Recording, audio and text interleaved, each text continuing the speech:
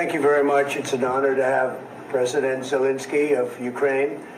And we've been working very hard, very close. So we've actually known each other for a long time. We've been dealing with each other for a long time and very well.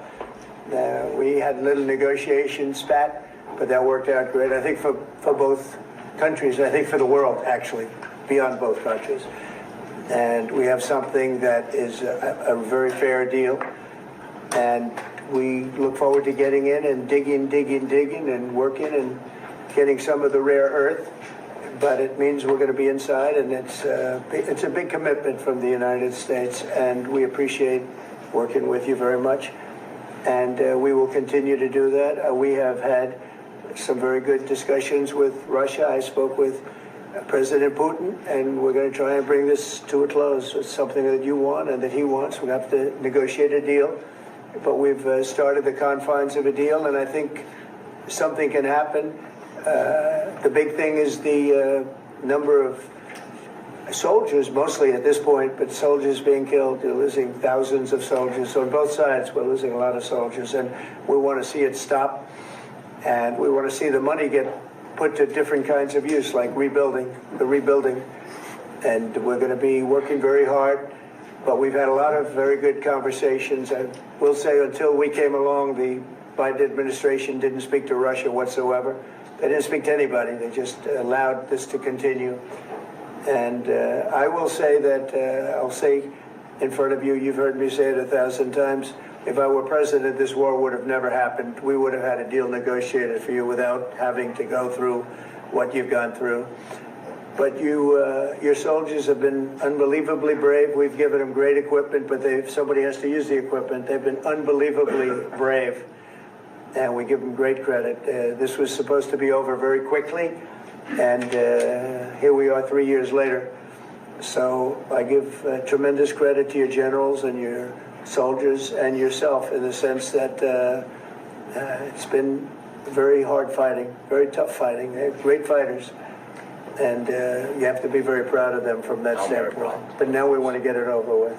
It's enough, right? We want to get it over with. So. It's an honor to have you here. Thank you very much for coming. We're going to sign the agreement at the conference in the East Room in a little while, right after lunch. And we'll be having lunch together. We're also discussing some other things. And we appreciate everybody being here. It's somewhat of an exciting moment, but the really exciting moment is when they stop the shooting and we end up with a deal. And I think we're fairly close to getting that. And an honor to have you, and please, I'd like to say something. No, thank you so much, Mr. President. Thank you for the invitation. And really, I hope that this first document, will be first step to real security guarantees for Ukraine, our people, our children. I really count on it. And of course, we count that America will not stop support. Really, for us, it's very important to support and to continue it. I want to discuss it with details further during our conversation, and of course, the infrastructure or security guarantees. Because for today, I understand what Europe is ready to do. And of course, I want to discuss with you what the United States will be ready to do. And I really count on your strong position to stop Putin. And you said that enough with the war. I think that is very important, Vin, to say these words to Putin at the very beginning of war, because he is a killer and terrorist. But I hope that together we can stop him. But for us, it's very important to save our country, our values, our freedom and democracy, and of course, no compromises with the killer about our territories, but it will be later. And of course, what I wanted, we spoke about it by phone with you, about the drones production. We have very good drones production. I think the best one in the world for today because of the war. Yes, and of course, we need very much the air defense. You have the best air defense in the world, and really you helped us under attacks of Russians. And I want to speak how we can exchange the licenses. We're open to share the licenses of all our drones with you, of course, with the United States. And we need licenses for quick production of air defense. Even after the war, we need our nation to be calm, that we are secure. So that's why we need this air shield. And of course, about this I want to speak about the contingents. I think that France and UK already spoke to you, and we know that Europe is ready, but without the United States, they will not be ready to be as strong as we need. And the last point, last not least, about exchange, about our people and children. And you know that this crazy Russian, that they stolen 20,000 of children, Ukrainian children. They changed their names, they changed their families, relatives, and now they're in Russia. We want to bring them back, and really, it's a big dream, task, and goal for me, and our warriors. By the way, Mr. President, we released more than 4,000 warriors from Russian prison, but there are thousands more in the prison. I wanted to share with you some images. I've just can I now? Yeah, please. One minute. I just you to understand in what circumstances, in what situation they are, and what the attitude of Russia to our prisons. That guys, just you before and after. And you see before and after, just you to understand. Now thousands of such guys, ladies and men, there, and that, so they don't eat, they beat them, and they do a lot of bad things. So out of, even during the war, there are rules. Everybody knows there are rules during the war. So these guys, they don't have any rules. You see that 50, 60 kilograms left, and a lot of such things. And I didn't want to show you what the changes with images of children, because I will share with you. And I mean, it's looking tragic. Yeah, that's tough stuff. I wanted very much to give you, and you see. Yeah. This is pastor, by the way. They stolen pastors because it's not Russian church. They stolen pastors and moved pastors to the prison. At the end of last year, we brought 3 pastors, and we could exchange them. And this is pastor, you see. Yeah, that's tough. Yeah. So I mean, this I wanted to show you, and this. So thank you very much. We want to get that ended, right? Yeah. Of course, we will. And I think we will. And We have to, of course. do you have any questions, please? Thank you, Mr. President. With the, how much money is the U.S. going to put into the fund that is being created today, and how does this provide long-term security for Ukraine? Well, we don't know exactly how much, because we're going to be putting some money in a fund that we're going to get from the raw earth that we're going to be taking and sharing in terms of revenue. So it's going to be a lot of money will be made from the sale and from the use of raw earth. And as you know, our country doesn't have much raw earth. We have a lot of oil and gas, but we don't have a lot of the raw earth. And what we do have is protected by the environmentalists, but that can be unprotected, but still it's not very much.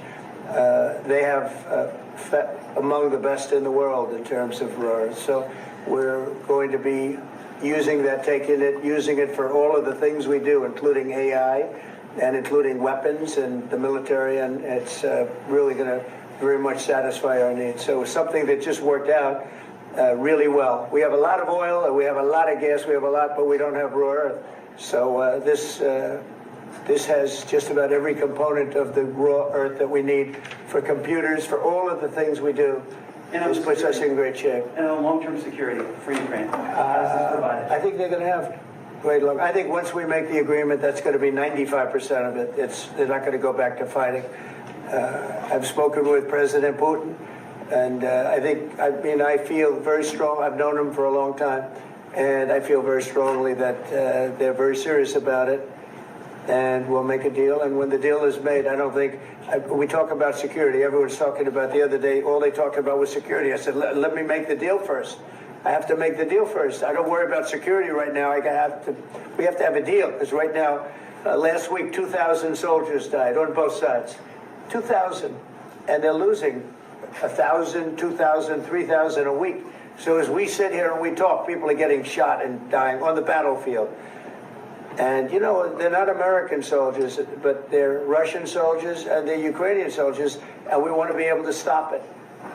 And we want to be able also to spend money on other things. We don't want to, this is a tremendous amount of money. And what the Biden administration did was terrible. They were giving money, but he had no security on the money. Europe, as you know, gave much less money, but they had security. It was in the form of a loan.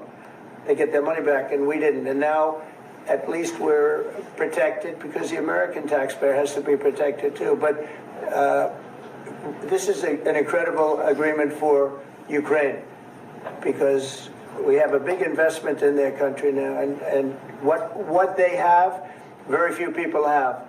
And we're able to really go forward with very, very high-tech things and many other things, including weaponry that we're going to use in many locations, but that we need for our country. Mr. President, This allows us to do this. Will you continue Sorry. sending military aid? Yes, go ahead, please. If I can just, yes. In the document, there is one of the very important points. If we speak about business and investment, we never had LNG terminals in Ukraine. This document will open. I mean, the next documents, but anyway, here we see in the framework, we see really goodwill for this. LNG terminals for us is very important, and I think for security of European continent. We have the biggest storage, gas storage. We have the biggest in Europe. Yes, yes, and we can use it. Use it for LNG. Use it for LNG, and we will do it. And really, we can help Europe because Europe really helped. President Trump said that they made less support, but they are our friends and they are our very supportive partners. They really gave a lot, Mr. President. They did. They gave a lot, but they gave much less. No. Much less. No. No. No. Okay. Okay.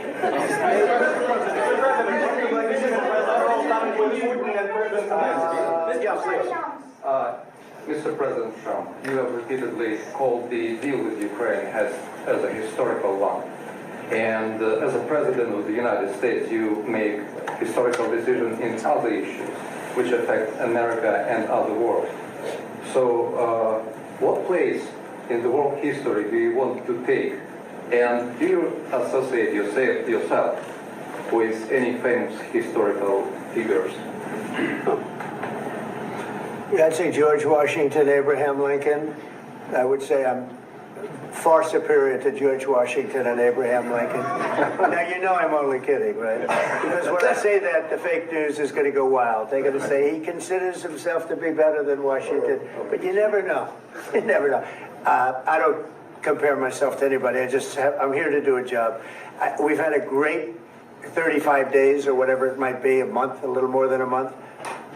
We've accomplished tremendous amounts. Not only this would be a very great achievement if we could get the war stopped and get them back to normalization. I think that's going to happen. We've had very good talks on both sides, as you know. But I think we've done a very good job, just generally. If you look at all of the things we've done in 30 days, they're saying there's never been a opening for a president. The first month, there's never been a first month like we've had. And this is one of the very important things. This, to me, is one of the most important things because we have tremendous death taking place as we speak, and I don't want to have that. You know, think of the parents, whether they're in Russia or Ukraine, think of the parents of all these people being killed needlessly. They came to our territory. Should have never started. This would have, if I were president, this would have never started. Mr. President, will you continue sending military aid to Ukraine after the U.S. signs this agreement with Ukraine? Yeah, we're going to be continuing. President Zelensky, do you feel like the U.S. is on your side? That President Trump is on your side at this moment? What do you think? He wants to know, do you think that, sort of a stupid question. I guess we wouldn't be here if I wasn't. I think that the United States on our side from the very beginning of occupation, and I think that President Trump on our side, and of course I'm sure that the United States president will not stop support. This is crucial for us. It's important for us. Yes. And Putin, the president speaks about the people and the soldiers which are dying, but they came to our territory, they came to our land. They began this war, and they have to stop. And I think this is the question, with really the most important question. Can President Trump, I hope yes, with some other allies, to stop Putin, withdraw these enemies, our enemy, withdraw these troops from our land? And I think that you asked about the history, I think that if President, or when, he will stop Putin, if President Trump will bring peace to our country, I think he will be on this wall. I think. We've had very, very good talks. What about military aid to Ukraine? President Zelensky just said that there will be no compromises with Vladimir Putin. I just wanted to ask both of you, firstly, are there compromises that you think that President Zelensky is going to have to make? And President Zelensky, is there anything that you might be thinking that you may be able to offer or bring to the table, for example, elections? Thank you. I think you're going to have to always make compromises. You can't do any deals without compromises. So certainly he's going to have to make some compromises, but hopefully they won't be as big as some people think you're going to have to make. That's all. That's all we can do. I'm here as an arbitrator, as a mediator to a certain extent between two parties that have been very hostile. To put it mildly, they've been very hostile. There's been a vicious war. There's been a vicious war. You know, it's a very level battlefield, and those bullets go out, and as I've said many times, we were talking about it with Pete, many times the only thing stopping those bullets is a human body. And in the case we're talking about, generally young human bodies are stopping a lot of bullets. It's dead level. That's why it's great farmland. It's great land. It's great farmland, but there's very little protection against the bullets that are being, and other things that are being shot. So all I can do is see if I can get everybody at the table and get an agreement. And I think we're going to end up with an agreement. Otherwise, I wouldn't probably be even here today. Mr. President, I've got two questions for you. You think ultimately your legacy will be the peacemaker and not the president that led this country into another war and ended foreign wars? And I've got a question. I hope it will. I mean, I hope I'm going to be remembered as a peacemaker. This would be a great thing if we could do this. I'm doing this to save lives more than anything else. Second is to save a lot of money, but I consider that to be far less important. So I hope I'm going to, thank you, Brian, for that question. It was a nice question. I hope I'll be known and recognized as a peacemaker. This would be a great thing to solve. This is a very dangerous situation. You know, this could lead to a third world war. This was headed in the wrong direction. If this election were lost, if we didn't win this election, and by the way, we won it by a lot. That was a mandate. We won every swing state. We won the popular vote by millions and millions of votes. We won everything. The districts, you look at the areas of red, take a look at a map. This was a big mandate, and this was one of the things I said, we're going to get this thing settled. If we didn't win, I think this could have very well ended up in a third world war, and that would not have been a good situation. What was your second question? And my second question for President Zelensky. Why don't you wear a suit? You're at the highest, why don't you wear a suit? You're at the highest level in this country's office, and you refuse to wear a suit. Just want to see if do you own a suit? Yeah, problems. A lot of Americans have problems with you not respecting the dignity of this office. I will wear a costume after this war will finish. Okay. Yes, maybe one. Maybe something like yours. sir. Yes. That'd be great. Maybe something better. I don't know. We will see. Maybe something cheaper than Thank you. Thank you. President Trump. Thank you, President Trump. You said yesterday that you have. Are you going to send more arms to Ukraine in case there's no peace? Yeah, we're going to have arms to Ukraine, yeah, sure. Hopefully I won't have to send very much, because hopefully we're going to have it finished. We're looking forward to finishing this quickly. We're not looking forward to sending a lot of arms. We're looking forward to getting the war finished so we can do other things. But we very much appreciate the agreement, because we needed what they had, and we're treating our country is now treated fairly. Biden didn't do that. He didn't know what the hell he was doing. This should have never happened. This should have never started. But, sure, the answer is yes, but hopefully we won't have to send much because I'm looking forward to getting it done quickly, very quickly. Does that mean you'll provide security guarantees, Mr. President? I don't want to talk about security yet because I want to get the deal done. You fall into the same trap like everybody else. A million times you said over and over.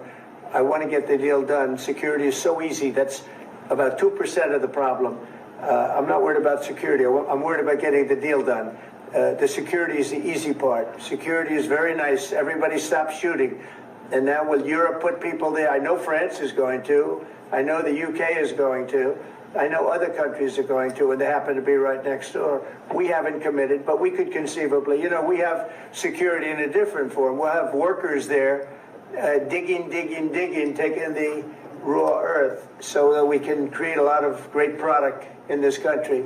So in that sense, you have something, but we haven't determined that yet. I will say, in speaking to France and in speaking to, and they were here, as you know, last week and just the other day, they have committed to a lot of security. I don't think you're going to need much security. I think once this deal gets done, it's over.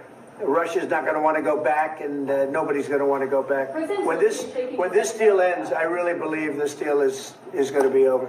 Question? Please go ahead. Go ahead. Thank you, Mr. President, thank you. You had President Macron and Keir Starmer at the White House this past week, both of whom praised your courage and conviction to lead the pathway towards peace. Yes. Part of that involved, though, re-engaging Russia in diplomatic relations, something that previous leaders lacked the conviction to do so. What gave you the moral courage and conviction to step forward and lead that? Well, I love this guy. Who are you with? One American News, sir. Well, that's why I like him. One American News does a great job.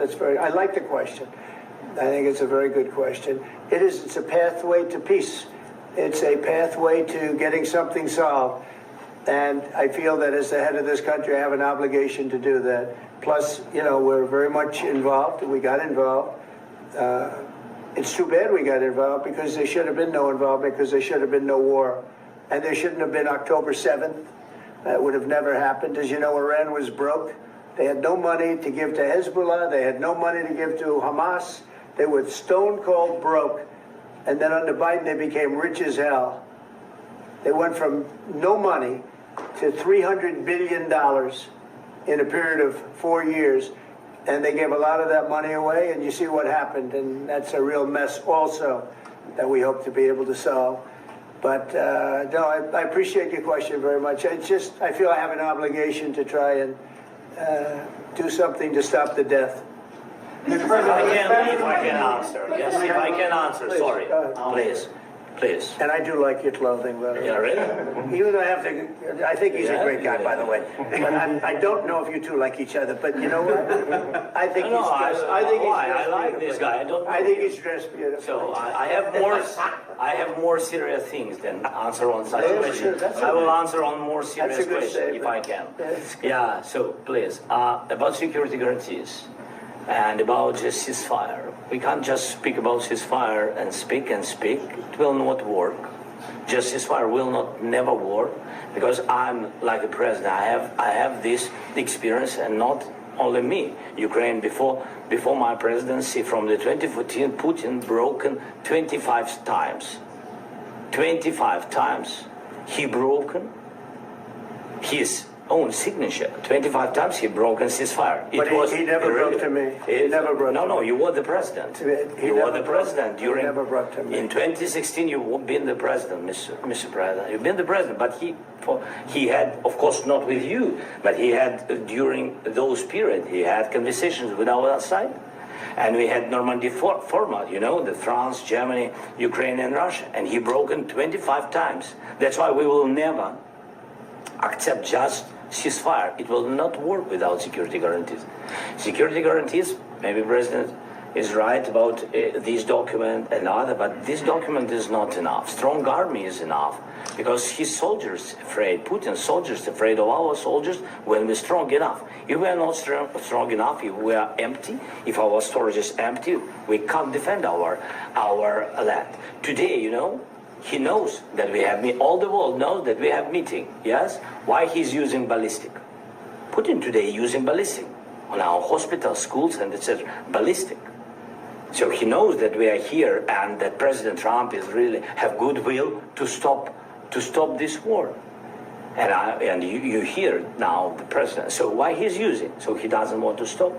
He doesn't want. But I hope that we will do it. Really, we'll do it.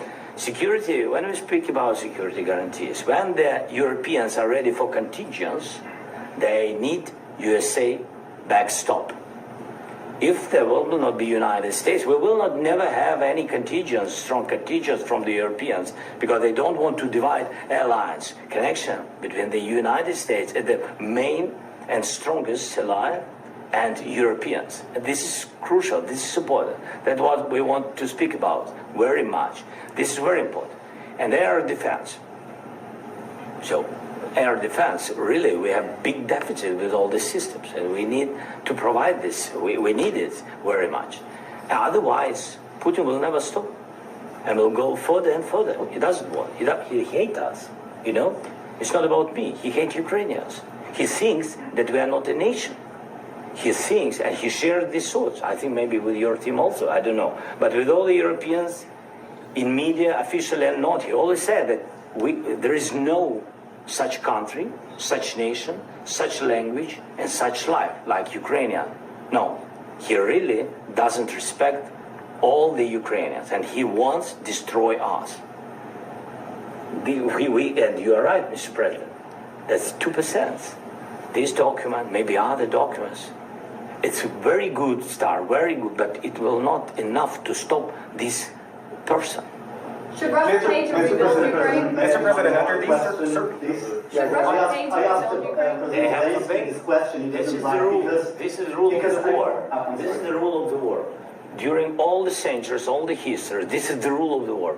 Who began, those pay. Do you agree? This is the rule. Putin began this war. He has to pay all money for innovation. He has to pay. Of course, some Russian assets, what we have in Europe, about 300 billion, we can use them. We can use for innovation and buy military support from the United States also. We can do it, but it's not enough. It's not enough. Because I want to know. Wait 1 second. I asked this question that you didn't like because I wanted to know if you want to position yourself in the middle between Russia and Yes. Ukraine, or on the Ukraine side. No, I'm in the middle. I want to solve this thing. I'm for both. I want to get it solved. And it's wonderful to speak badly about somebody else, but I want to get it solved. If we can solve it, great. If we can't solve it, they're going to have to fight it out, and who knows what's going to happen. But I want to see it get solved. May I follow up? One more question about U.S. troops in Europe. After Russian invasion of Ukraine, your predecessor sent additional troops to Eastern Europe, including Poland, my country. Yeah. Are you committed to keeping these troops on the eastern flank of NATO in the future? I'm very committed to Poland. I think Poland has really stepped up and done a great job for NATO. They, as you know, they paid more than they had to. They are one of the finest groups of people I've ever known. I'm very committed to Poland. What about Baltics? Poland's in a tough neighborhood, you know. What about the Baltics? The Baltics, they got a lot of, it's a tough neighborhood too, but we're committed. We're going to be very committed, and we're committed to NATO. But NATO has to step up, and the Europeans have to step up more than they have. And I want to see them equalize, because they are in for far less than we're in, and they should be at least equal. You understand that?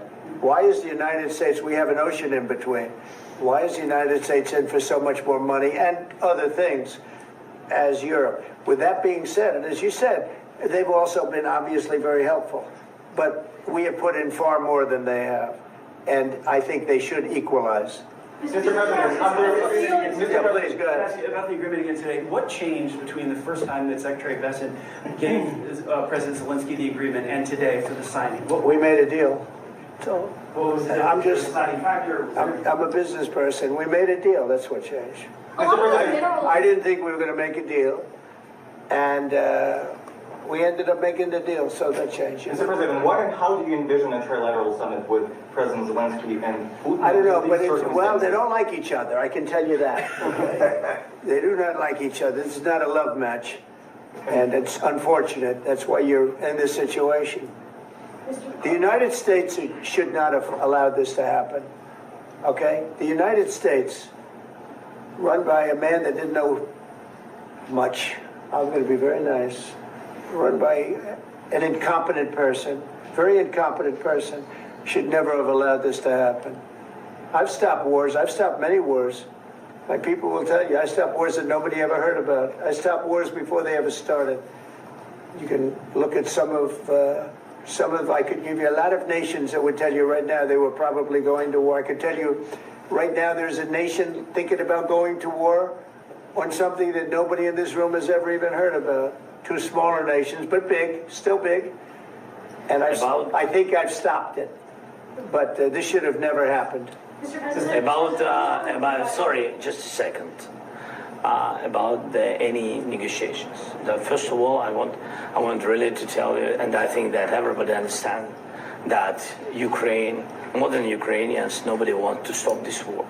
But at the future, any negotiations, it's understandable that two sides of the war, not Russia and the United States, because this is not the war between Russia and the United States. This is war of Russia against Ukraine and Ukrainian people. So these two sides will be at the will be at the negotiation table. Then of course United States, like the strongest partner of the Ukraine, and of course Europe. I think Europe is very important. I want to speak about it with the president. Yes, Europe is very important for us because we really defend Europe for today. All Europeans really recognize that we are defending the line and they have real life and our people are dying. That's why they helped us. And also it's about the NATO. Yes, between, like the president said, you have big, nice ocean.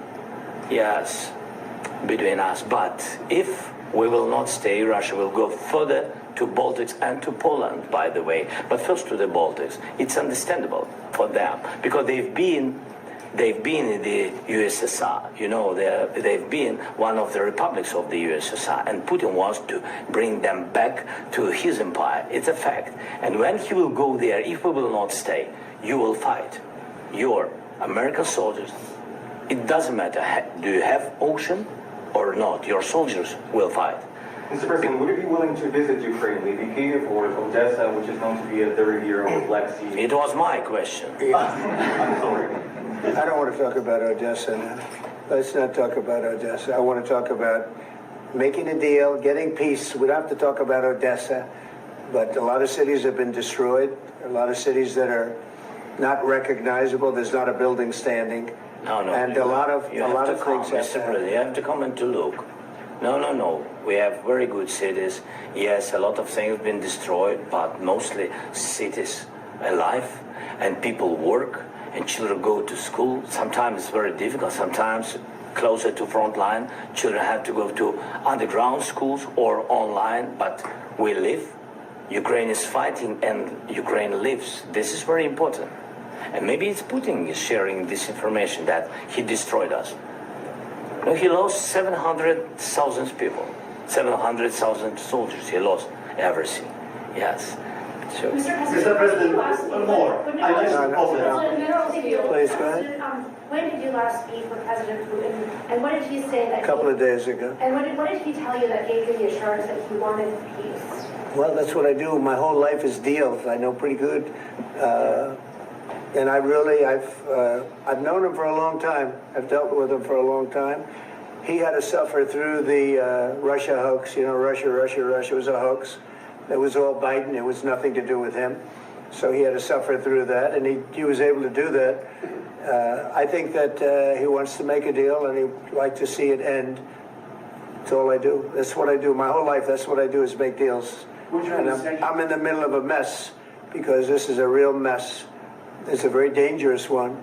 If this doesn't get solved now, it's not going to get solved for a long time. So I hope we're going to get it solved. In the back, please. No, Some of those- we don't need that. Some of those Mr. President, I minerals just are in wanted the to ask east, you Mr. about, President. you just mentioned that you'd spoken to Vladimir Putin a couple of days ago. Just to be clear, that's a new call, not the one that you... I've spoken to him on numerous occasions. Okay, and how was the latest call? What did you discuss? How did it go? Are you serious with that question? I am, I'd love to know. It went well. I think we're going to have a deal. On the minerals deal, Mr. President, some of those minerals are in the east of Ukraine, not far from the front lines and in areas that Russia has Very good occupied. question. Thank you Will so you much. direct President Putin to withdraw his forces from those areas if there's U.S. interest? Well, we'll there? take a look at the time. We have a lot of area.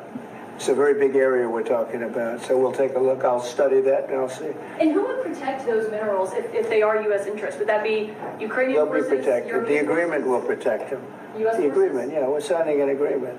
You know? Right, but what if Russia tries to invade or there's Russian aggression in those spots? I just told you, I don't think that's going to happen. And if that were going to happen, I wouldn't make a deal. If I thought that was going to happen, I wouldn't make a deal. Some people may wonder You know, why. you ought to focus on CNN on survival, not asking me these ridiculous Why questions. the confidence that you won't Focus on surviving, because CNN's got such low ratings, I don't think they're going to survive. Let's go. Yeah, please, go ahead. One more. I already mentioned Poland.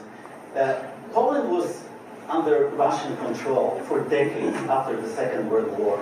When I was a kid, I looked at the United States not only as the most powerful country, Right. richest country in the world, the country that has great music, great movies, great muscle cars, but also as a force for good. And now I'm talking with my friends in Poland, and they are worried that you align yourself too much with Putin. What's your message for them? Well, if I didn't align myself with both of them, you'd never have a deal. You want me to say really terrible things about Putin and then say, "Hi, Vladimir, how are we doing on the deal?" That doesn't work that way.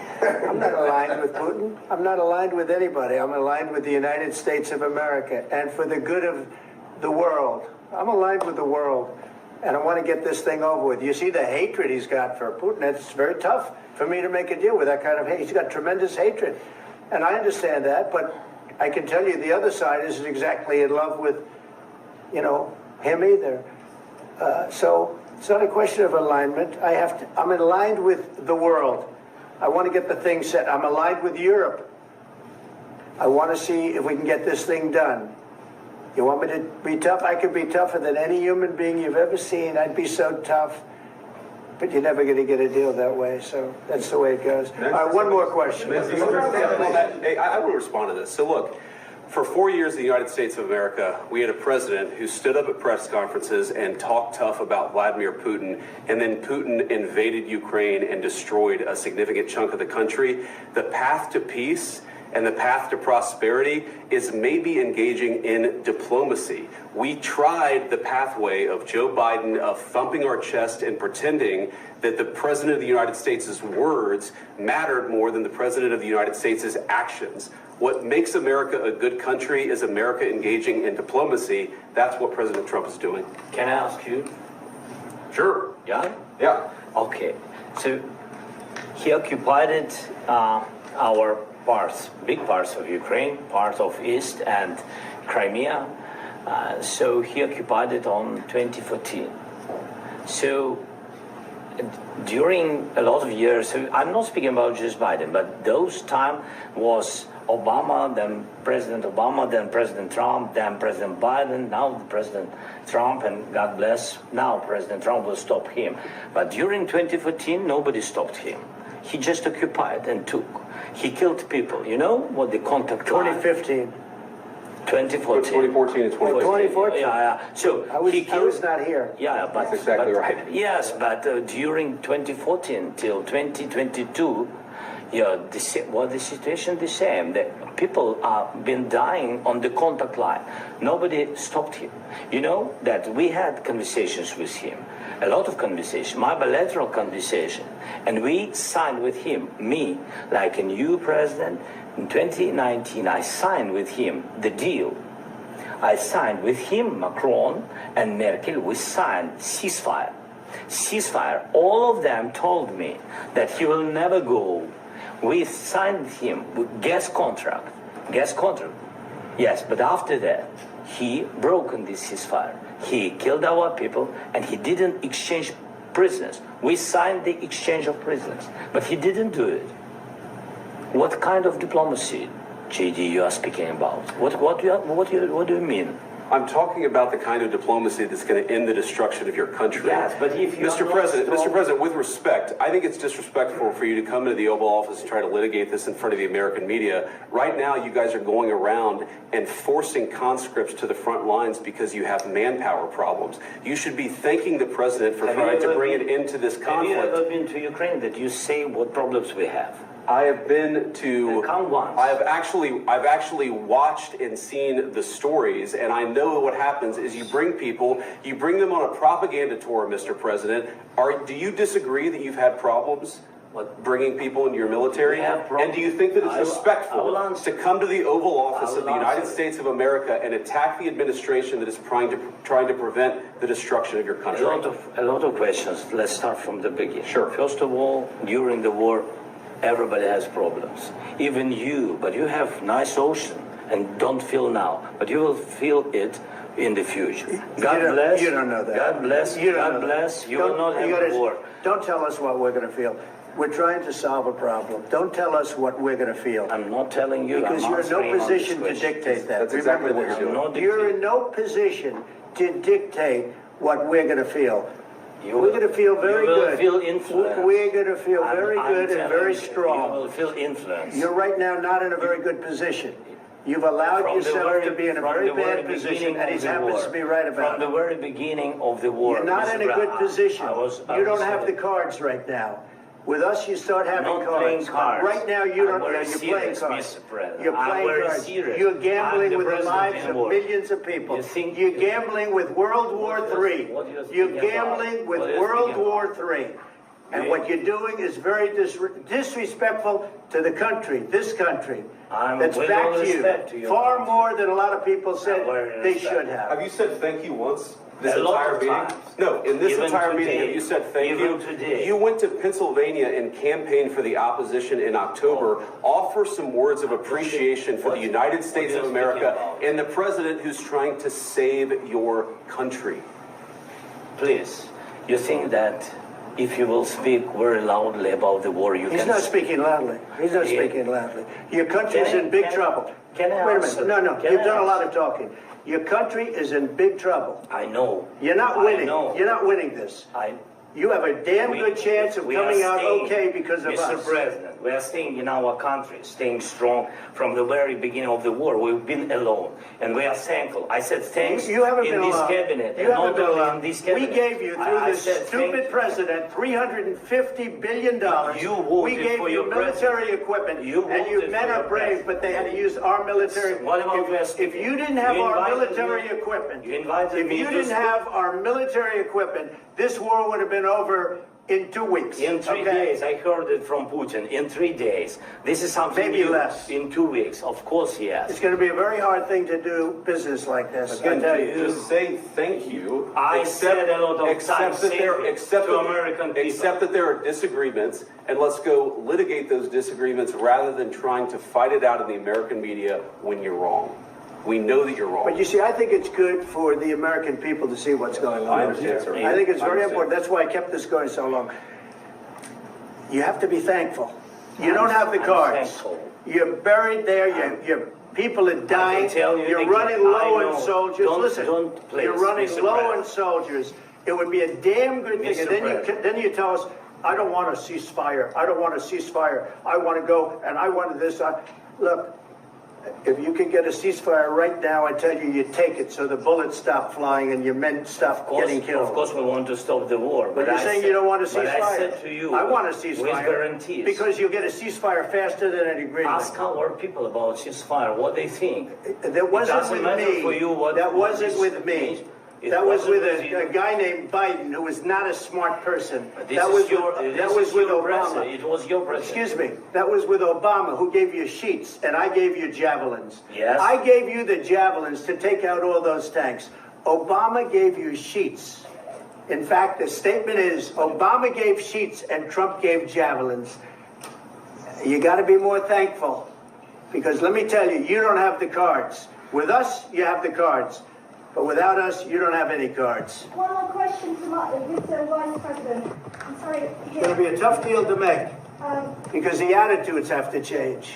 What if Russia breaks ceasefire? What if Russia breaks peace talks? What do we do then? I understand that it's a heated conversation right now. What are you saying? She's asking what if Russia breaks the ceasefire? What if anything? What if a bomb drops on your head right now? Okay? What if they broke it? I don't know. They broke it with Biden because Biden, they didn't respect him. They didn't respect Obama. They respect me. Let me tell you, Putin went through a hell of a lot with me. He went through a phony witch hunt where they used him and Russia. You ever hear of that deal? That was a phony Hunter Biden, Joe Biden scam. Hillary Clinton, Shifty Adam Schiff. It was a Democrat scam. And he had to go through that. And he did go through it. We didn't end up in a war. And he went through it. He was accused of all that stuff. He had nothing to do with it. It came out of Hunter Biden's bathroom. It came out of Hunter Biden's bedroom. It was disgusting. And then they said, oh, the laptop from hell was made by Russia. The 51 agents. The whole thing was a scam. And he had to put up with that. He was being accused of all that stuff. All I can say is this. He might have broken deals with Obama and Bush, and he might have broken them with Biden. He did, maybe. Maybe he didn't. I don't know what happened. But he didn't break them with me. He wants to make a deal. I don't know if you can make a deal. The problem is, I've empowered you to be a tough guy. And I don't think you'd be a tough guy without the United States. And your people are very brave. But you're either going to make a deal or we're out. And if we're out, you'll fight it out. I don't think it's going to be pretty, but you'll fight it out. But you don't have the cards. But once we sign that deal, you're in a much better position. But you're not acting at all thankful. And that's not a nice thing. I'll be honest, that's not a nice thing. All right, I think we've seen enough. What do you think? Huh? This is going to be great television, I will say that. All right. We'll see what we can do about putting it together. Thanks.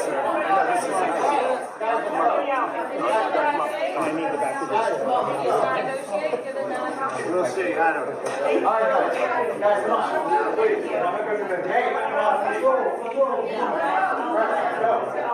Guys, come on, let's move, please.